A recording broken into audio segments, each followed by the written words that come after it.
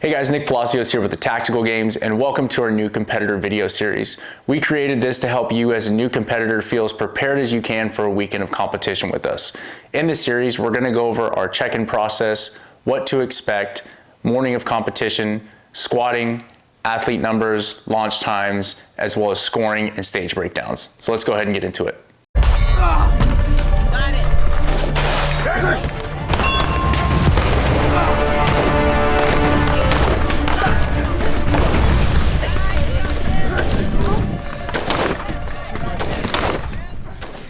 All right, in this section, we're gonna be going over our check-in process. So first thing, we ask that before you come to the table, you ensure that all of your weapons are cleared.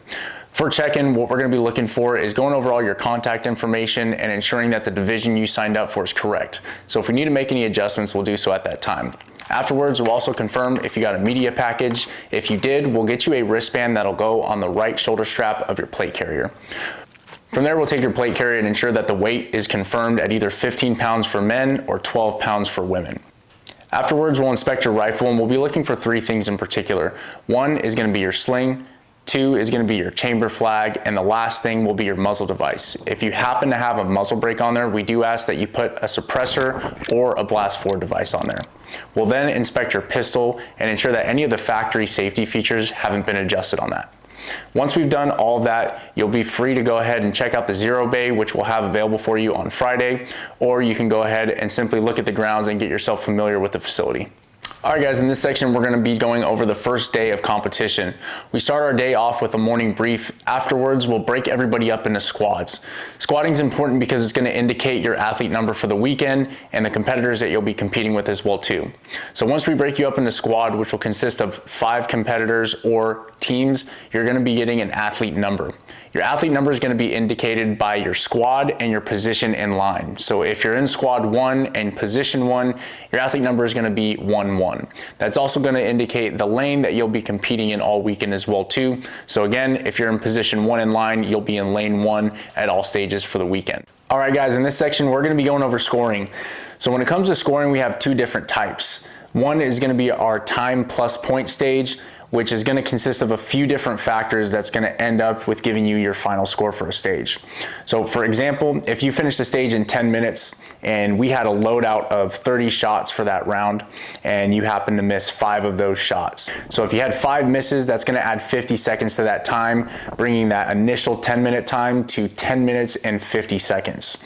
Now, if there's penalties also on that stage for not fully completing it, you will also incur a time penalty on top of that as well too. Aside from that, we also have our point scoring stages where you're going to be going in between shooting and fitness. You'll be able to earn points for a certain amount of work earned on the work side, and you'll also get 1 point for every hit that you make on the firing line as well too. And at the end of that stage, those will all be added up together, which will get you your final score. Arbitration. Next thing we have up is arbitration. So as we go throughout the weekend, sometimes scores do get missed and they need to be adjusted. So we do encourage you to always finish a stage and go ahead and check your scores. The way that this goes is after you finish the stage, you'll be asked to then be an athlete judge for the next squad up. Once you finish judging, it's then your time to be able to go to the scoring tent and be able to take a look at your targets and take photos of them. So later on during the afternoon, either that day or the following day, you can bring those with you and go over any questions that you have about hits that you need to get recounted or anything else about your score that you have questions with. All right guys, in this section, we're going to be going over our stage breakdown.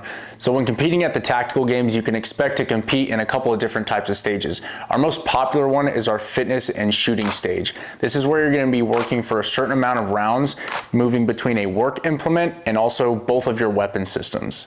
Aside from that, you can expect to do a long movement stage. A long movement is essentially just a run for distance. You'll be doing that with either a ruck on, you can be doing it slick with no gear, or you can be doing it with all your gear and your rifle slung on your back. Aside from that, we've got our shooting only stages, which will be something like our TAC 2-gun stage. You'll shoot between both of your weapon systems on paper or steel or a mixture of both.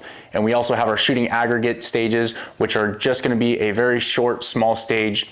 And we also have our carbine only stages as well, where you'll just be shooting a rifle. The last one you can expect to see is our physical floater. Physical floater is going to be a short stage where you'll just be doing a workout stage only.